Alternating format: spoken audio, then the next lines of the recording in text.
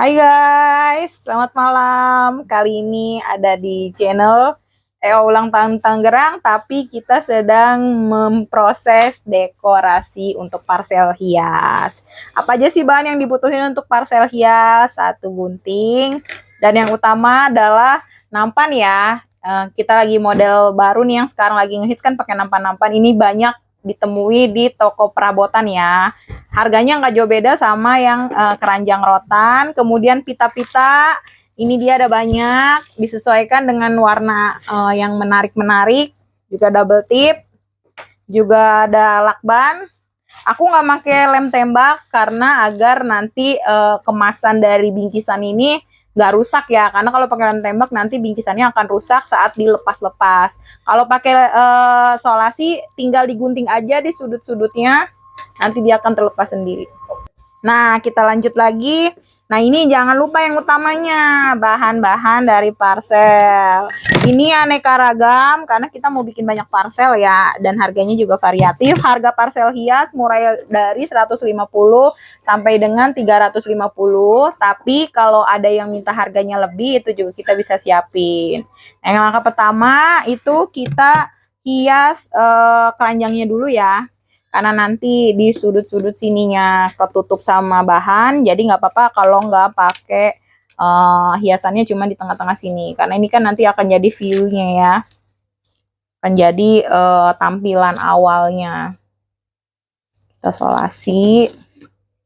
Yang mau pakai lem tembak juga boleh, tapi nah ini udah, karena ini depannya hanya sampai sini ya, jadi depannya aja yang kita hias ini hasilnya. Ayo kita lanjut, kita desain dulu ya, jangan disolasi dulu, kita cari mana yang view-nya itu cocok. Ini kita sedang yang cocok untuk ininya ya.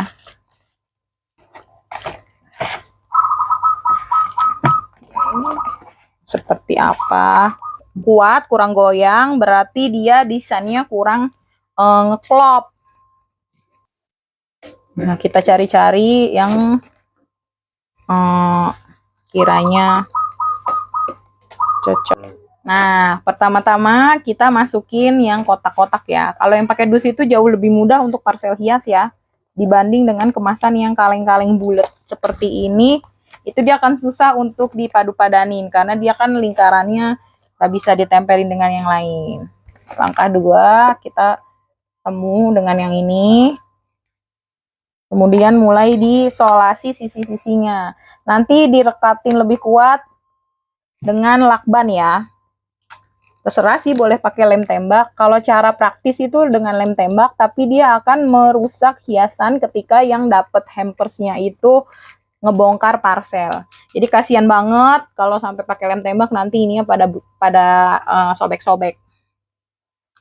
Nah, gimana caranya kita sebagai pengrajin parcel juga pun memperhatikan keindahan setelah parcel dibongkar. Nah, yang ketiga kita masukin ini. Tergantung customer ya, mau dicampur sama sembako atau enggak. Ini kita campur. Terus kemudian box bisa ditaruh di sini.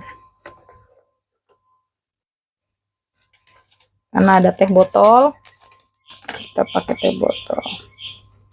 Kemudian sirup melon. Kemudian ada garam, ada gula setengah kilo. Gula setengah kilo ya. Ini sudah semua. Lalu kita rekatkan satu-satu. Kita rekatkan satu-satu.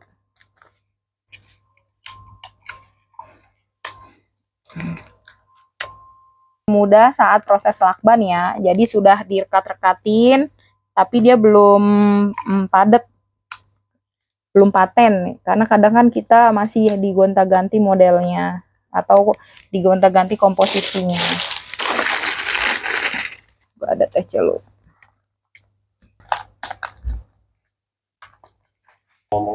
Taruh dulu belum. Nah, ini dia. Kita proses dari satu snack box ke snack box satunya lagi. Ya, ini namanya perekat masih sementara ya, karena agar mempermudah kita waktu pas proses perekatan paten sebelum di wrapping. Aku makainya plastik wrapping karena plastik wrapping itu jauh lebih bagus hasilnya. Ini kita rekatin dari sudut sini, kan dia perpisahan antara box yang satu dan yang satu. Ini penyatuan dari snack box yang atas. Nah, ini setiap sudut kan kadang ada ukuran yang berbeda dari parselnya ya, dari boxnya, snack boxnya. Jadi sudutnya ini kita ratain, lalu lanjut ke bawah, disudutin sampai ke bawah parcel. Makanya kita udah proses pempatenan ya, atau bagian solasi yang lebih kuat, yaitu dengan lakban. Ini kita dari ujung sini, tadi kita turunin semua sampai sini. Dan pelan-pelan agar tidak banyak lekukan ya. Nah, ini yang satu dan yang satu biar agar lebih akur. Kalau bahasa kita mah, direkatin sampai ke belakang. Karena tadi kita sudah mempatenkan untuk dari bawah sini ke depan agar tidak roboh. Memang harus agak lebih hati-hati. Kalau untuk area belakang nggak apa-apa ya, kelihatan lekukan. Nah, dia nih kalau udah masuk sudut sini, nah itu harus direkatkan agar tidak mengundang lipatan. Kita harus pakai yang halus atau dibantu dengan jari-jari kita. Jadi pempatenan. Nah, kira-kira dipakai goyang-goyang aman selama di perjalanan.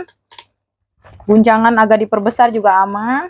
Nah, sekarang kita boleh proses wrapping. Nah, ini proses penempelan kartu nama ya, sesuai dengan request customernya. Kita cari-cari lokasi yang boleh nanti ditaruh pas sudah di wrapping, boleh juga ditaruh sini. Tempel di area-area. Nah, sudah. Ini kita proses wrapping. Memang harus berdua dia kalau pakai wrapping ya. Terus. Dah. Tarik bawah. Nah.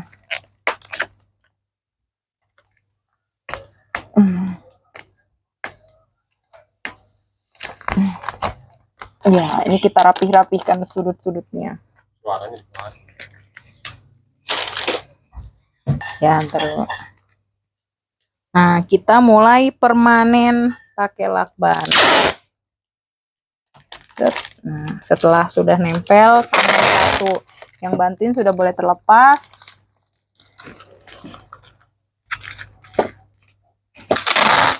Set.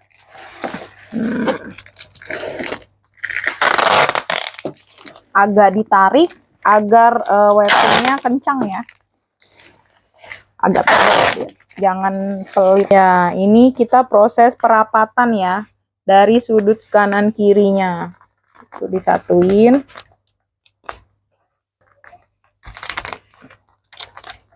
Nah, kemudian diratakan dengan solasi. Nah, jadi untuk ujung-ujung sininya, kalau memang dia agak susah, boleh pakai lakban di ujungnya.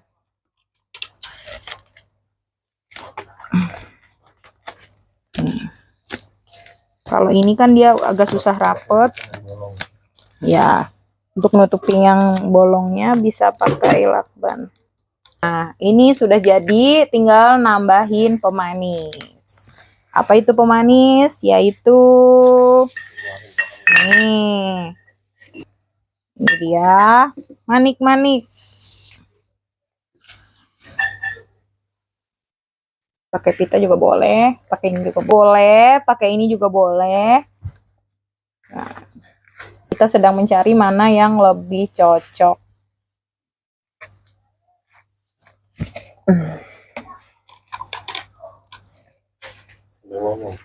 Kita rekatkan ujung dan ujung. Tuh. Baru kita tahu. Jelek ini solusinya.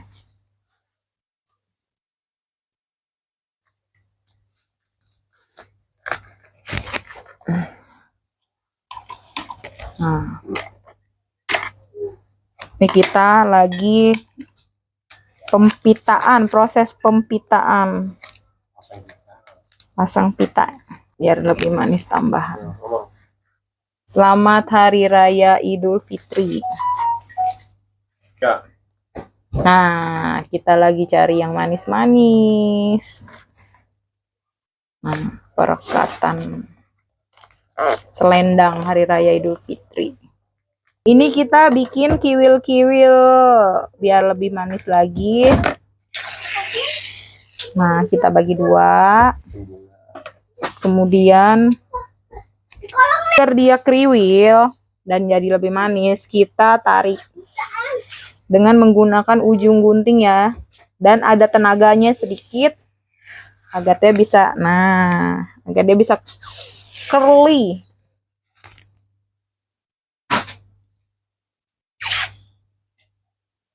Dibuletin dulu, kemudian direkatkan dengan double tip,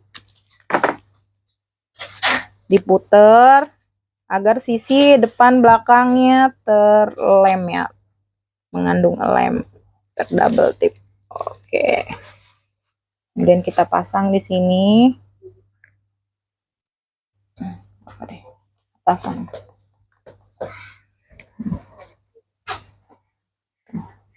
Kemudian kita cari warna pita. Nah, ini kita bikin pita yang notabene sudah jadi ya, tinggal di kerli-kerli aja. Ini sudah siap jadi pitanya, nggak yang rakit sendiri, karena memakan cukup banyak waktu kalau untuk yang rakit sendiri ya. Nah, double tip ujung belakangnya. Nah, kita bisa rekatkan di ujung parcel. Nah, tara, ini dia hasilnya. Nah, ini dia hasilnya yang sudah jadi dan siap dikirim kepada yang miliknya, yang customernya.